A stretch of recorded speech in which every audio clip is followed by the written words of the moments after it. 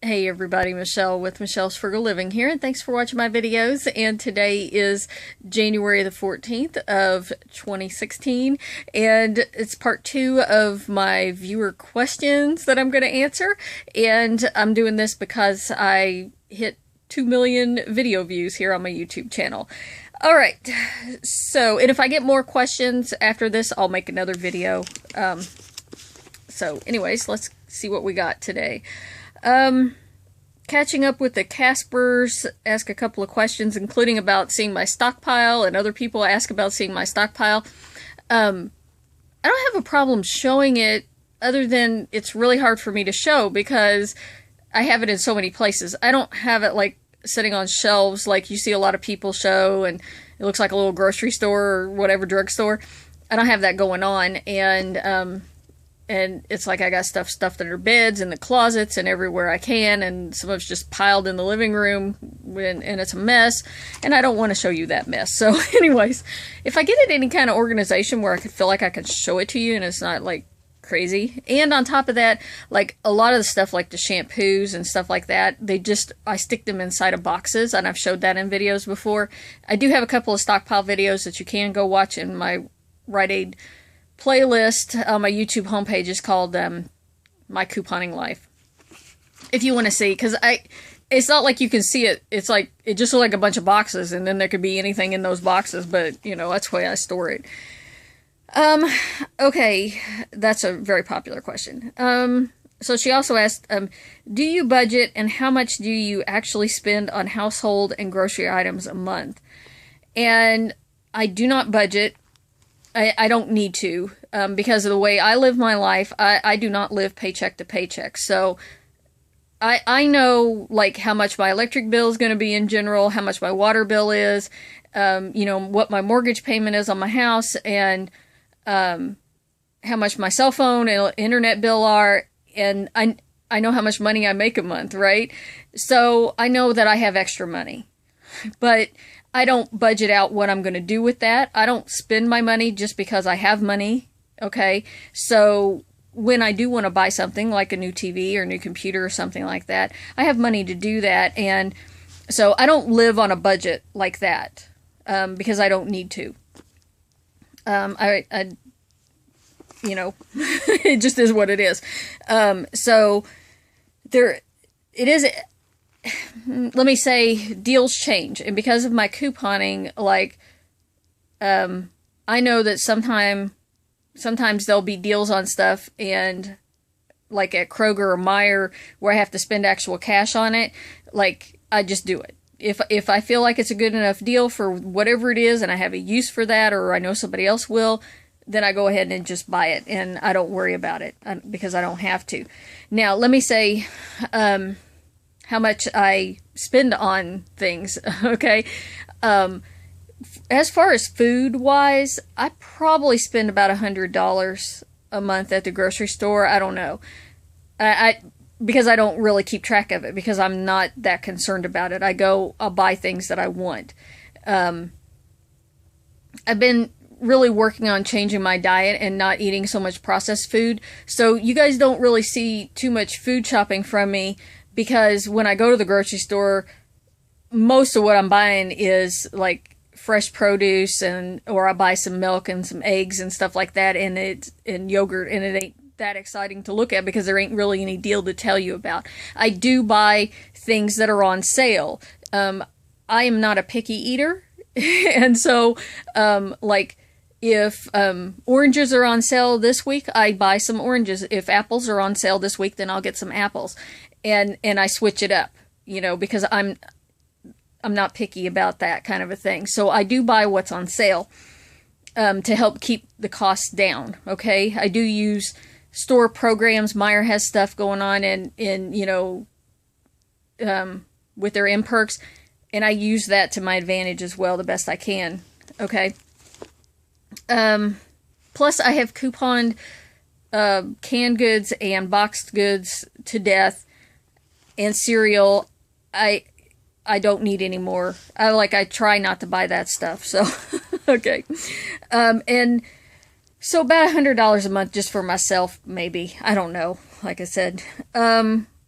As far as like other stuff that I buy at the drugstores, you see when I go to Rite Aid and that kind of thing, and I'm buying all this stuff, I'm not paying for it. Okay, like I'll mention in the videos, well, I had to put up $2 because I ran out of reward money, but I wanted to go ahead and get this today because at Rite Aid, the new Plenty program pays tax. Okay, so like that has really, really cut down on how much actual money I'm actually spending, because it pays tax. When we had Upper Rewards, I still had to pay tax. And I figured roughly I spent about $100 on tax every month at Rite Aid. And we got 7% tax here because I buy that much stuff at Rite Aid.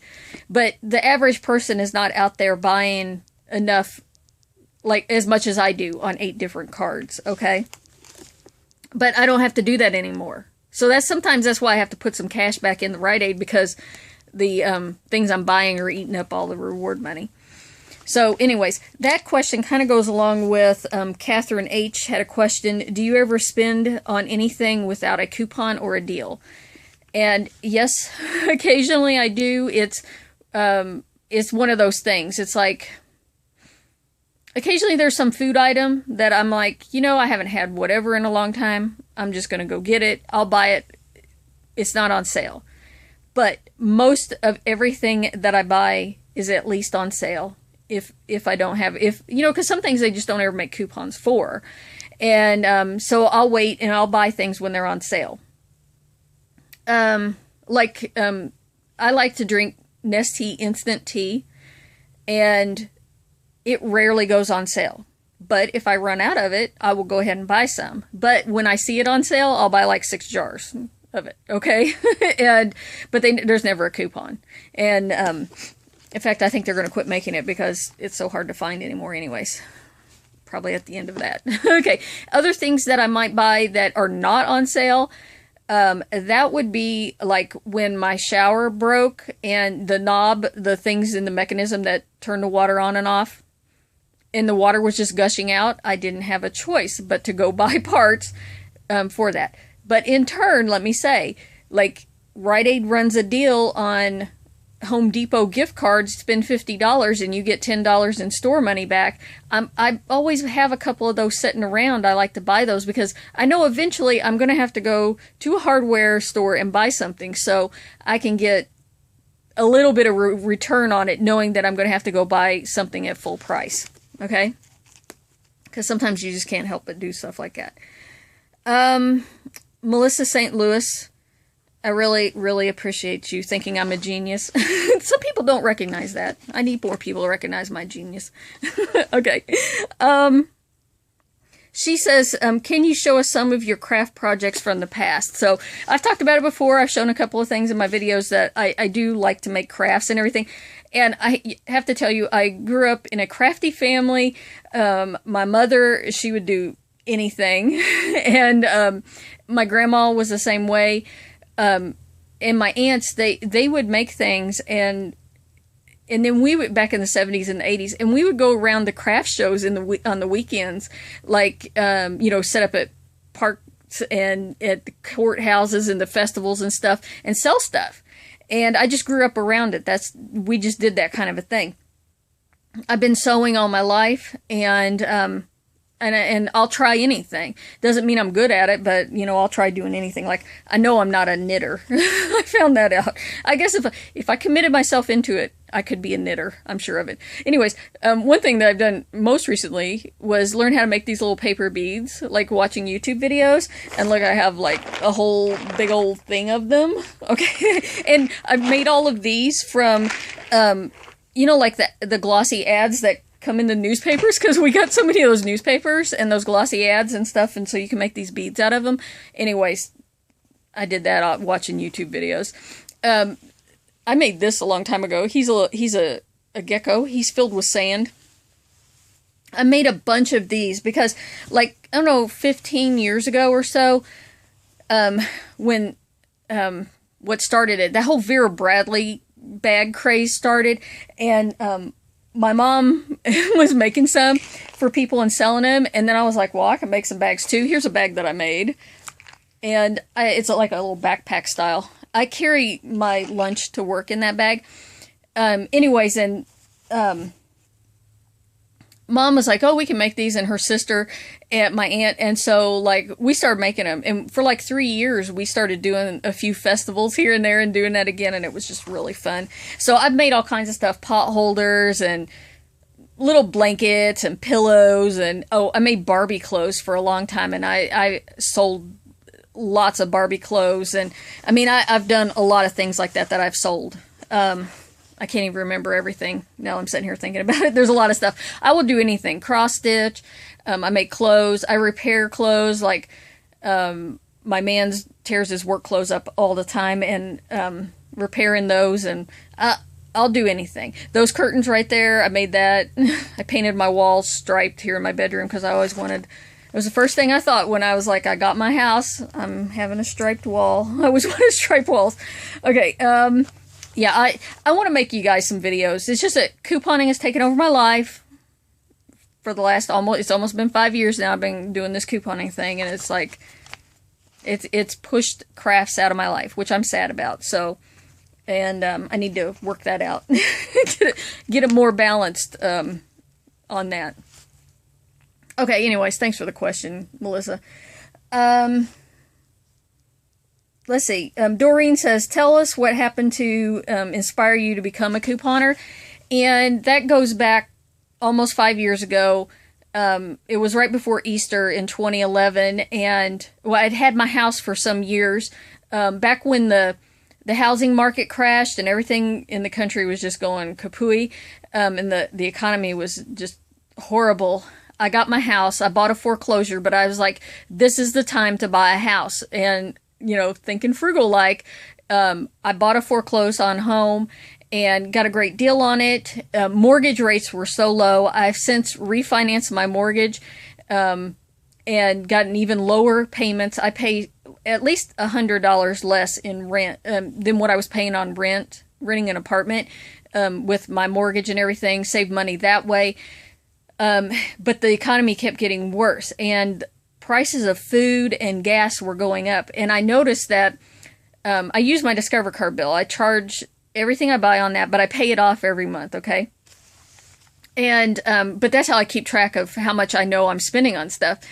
And I was just noticed I was paying more and more and more, like for groceries and gas, and it was just getting ridiculous. And so I decided I needed to do something. And I grew up with a mother who'd use coupons. So, like, back in the 70s, there was this grocery store that we always went to, and they had this big bin of coupons right there by the front door. And so Mom would go, you guys need to look for cereal, and, you know, or look for a bread coupon, and la la la, you know. So we would all be standing around this big bin digging through, you know, because you'd bring in your coupons and dump some in and take some out, right? And, yeah, it was really, that's my first coupon memory, okay? And so we always used it, and Mom would always get like they would do free premiums with the books of stamps and stuff, and we got so many dishes and everything from the grocery store there. Okay, anyways, they don't do that no more. And so coupons were always in my life that way. After I left home and got out on my own, I would use coupons here and there. You know, I keep saying 15 years ago because that's when a lot of things in my life changed. And I was buying a paper more regularly. And then Meyer grocery store around here, when they came around, whenever that was, they would do triple coupons sometimes. They would triple a 50-cent coupon. It'd be $1.50. And I was getting free things now and then. And I was like, this is really great. I got some free food. I can't believe it. So, and Kroger were doubling. And so anyways, but I never pushed it past buying one newspaper. And so anyways, it still wasn't that much. I was still buying store brands and always buy something when it was on sale. That was my rule and everything like that. So then when the economy was going so bad, and I started even like only buying things when they were on sale and buying store brands, it was still, the prices were just getting out of control. I decided I needed to be more serious. I had seen the TV show And I was like, you know what? Maybe I can focus on couponing a little bit and save some money. And that's really what pushed me into it. And because I remember it was Easter, and I had told my sister and sister-in-law, I had my little bundle of coupons I got together, and I was like, I'm going to become a couponer. And I remember telling them that. So I said, I'm gonna really try. And so that was when it happened, and that's why. So there ain't no looking back now, right? It's not life is not the same as it was. Okay, Emily Couponer 98 has a really long question here. Would you say that in the beginning, just as with anything new, it takes more time, but once you get the hang of it, some organization and making use of the internet community, that the time is reduced and the savings then do have a bigger benefit? And yeah, totally. I totally agree with your comment there and your question. You know, there is a learning curve to couponing. You have to let yourself learn how to do it and what are all the nuances of couponing. And every store, it's different to coupon at different stores. And so you really have to give yourself some time to learn all of that. And you have to put some effort behind it. Okay. And I have people in my life, they know I've couponed. And they will, at some point, several people have done this to me. They go, you really do put a lot of effort into what you do. And I say, yeah, I do. And that's when I know that they actually tried, that they went and got some coupons and we're getting them together and we're trying, because they realized that it's not just a little casual thing. If you want to do what I do, you have to put some effort into it. You have to be willing to make some sacrifices and everything to get yourself to a point where you're comfortable doing it and you understand how couponing works. And, you know, picking a store and focusing on that one store, and it could be your grocery store. It does not have to be Rite Aid or CVS. And focus on that store and figure out how things work there. Because, you know, from one Rite Aid to the other Rite Aid around here, they treat a person differently, that you have to get comfortable shopping at that store. And it's scary, and you will get nervous and when you first go out and you do this, but you have to take that step and you have to go out there and do it. And I went through that. Everybody has to go through it. But once you get past that and realize how much fun it is, and you get that adrenaline rush off of couponing, and I still get that, and it shows in my videos sometimes, or you can hear it in my voice. Yeah, it's totally fun, and the benefits are really good. Okay, when you can get all of this stuff for free, and not have to pay for it. Okay, and that's the big benefit, and it is really great, and you do not have to put as much time into it like I put time into it, but I have a little different experience. I talked about that in my video yesterday, that, you know, it's different for me because I make YouTube videos and I'm like actively seeking out deals at Rite Aid and that kind of thing. But like anything, you get out of it what you put into it. Okay. And yeah, so let's go on to couponing with Janie, who makes videos sometimes, not as much as she used to. What kind of music do I like? Well, I'm a product of the 70s and 80s. And yeah, so I very influential teenage years in the 80s. So I like a lot of the 80s music. You know, John Mellencamp was like the first singer that I would say that I really liked. U2, I really like U2. Sammy Hagar is one of my favorite singers. I like his independent stuff. I also like the Van Halen. I am totally into rock music. I love heavy metal, and I do have an upbringing with country music. I've been to the Grand Ole Opry many times, and I do like bluegrass music as well. There's some good pickers out there, right? I like techno music.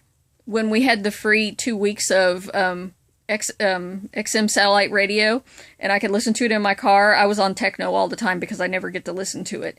But I, for some reason, like techno a lot. That's the kind of music I like. There's not a lot of pop music these days that I like. Like, pretty much whenever in the 90s when grunge music started, I don't like that. Didn't care for that. And pretty much since then, music ain't been the same for me. Okay. I do like Mumford & Sons, that kind of stuff that's out. I'm trying to think of that other band right now. I can't think of them right now, but anyways. All right, let's move on. Diane Haley. Other than Slick Deals, what other blogs do you read on a regular basis? Not a lot, and not as many as I used to. And so I look at iHeart sometimes they get that. Well, they usually are one ad ahead, but I see them on Slick Deals. I think it's easier to look at the ads on iHeart Rite Aid than it is over on Slick Deals. They get them before I do. And I like to see what other people are posting about if I'm missing something. I also, for Kroger, I look at iHeart Kroger and Kroger Crazy, and that's crazy with a K. And so I do those two for Kroger, Meijer Madness for Meijer Grocery Store, and sometimes if I'm feeling up to going to Walgreens, I look at iHeart Wags, and also Wild for Wags. That one's out there, but it's been a while since I've looked at that. Of course, there's iHeart CVS if I feel like looking at see what people are talking about at CVS, but usually I just watch a few YouTube videos if I feel like going to Walgreens, or I have my people I'm subscribed to on YouTube, and if I see a bunch of CVS or, CVS videos all the time, but Walgreens videos start popping up, then I'm, start getting interested, maybe I ought to look at it. I do look at the ads every week on Sunday, just to make sure I'm, if I'm not missing some fantastic thing. That's about it, really. Southern Savers, I mentioned that one because I like the coupon database on Southern Savers. And so, and they do a lot of different stores, and a lot of them that I wouldn't shop at, but so I just kind of peruse through there sometimes, but, mostly I just go there for the coupon database. But other than that, I don't have time to read blogs. I wish I did. But I don't. So, okay. And then Luxem Love, Leslie, she makes videos. What do you use on your, she wants to know, she says S4, she means my cell phone, my Galaxy S4. For editing to merge multiple clips into one. And she says that the free apps that she's used has degraded the quality of her videos. I don't use my phone for merging two videos together, although I think this one, it had an update and it has that. One time I did use it to crop something off of a video. It does allow that to happen, but I don't do that. If I make a video that I need to string two pieces together, so sometimes you'll see that, or I'll like edit out a video. I did that the other day on a video. I cut out because I got the yakking about my man a little bit too much, and so I cut a minute out of it. I do that on a computer, and I use. I'll go ahead. I make the videos on my phone. I upload them to YouTube. And then I use the editor that YouTube has. If you look in your, in that menu list over on the left, it says create, I think is what it says. If you click on that, it pops up to like music. You can add music to your videos. But if you click on the other thing, like the video editor, then there's another option under there. You pick that, and then it brings up your videos, and then you pick the videos, you can drag them down and string them together. And you can crop them, and you can, like, you'll see sometimes I'll do it, I'll like make that thing slide to the side, or you can do like star and it fades into the other one. You can add those in between the little clips if you want to through the YouTube editor. So that's what I do now. And So I do the videos with my phone and then upload them and do the editing through the YouTube channel on my computer. I have before used the editor that came with, I have my computer with Vista on it that I used to, like sometimes I would do videos like this of myself with my computer, and I could just whatever came with Windows Vista, I would use that to edit the videos. And I never noticed there was any degradation in the quality of the videos using that software. My new computer that has Windows 10 on it, well, it had Windows 8 when I got it. It came with some software also, but I haven't really played around with that, but I'm sure it's better quality than what's on my Vista computer. Okay, so that's everything for now, and if I get more questions, I'll make another video, but I'm going to try every week, and I've been pretty good so far this year, on Wednesdays, making just like questions from my inbox video, just to kind of chat with you guys and everything else. So I'm gonna try and do a video like that every week, just to have a little interaction chat video that isn't particularly deal related. So anyways, thanks for the questions, and I'll see you later.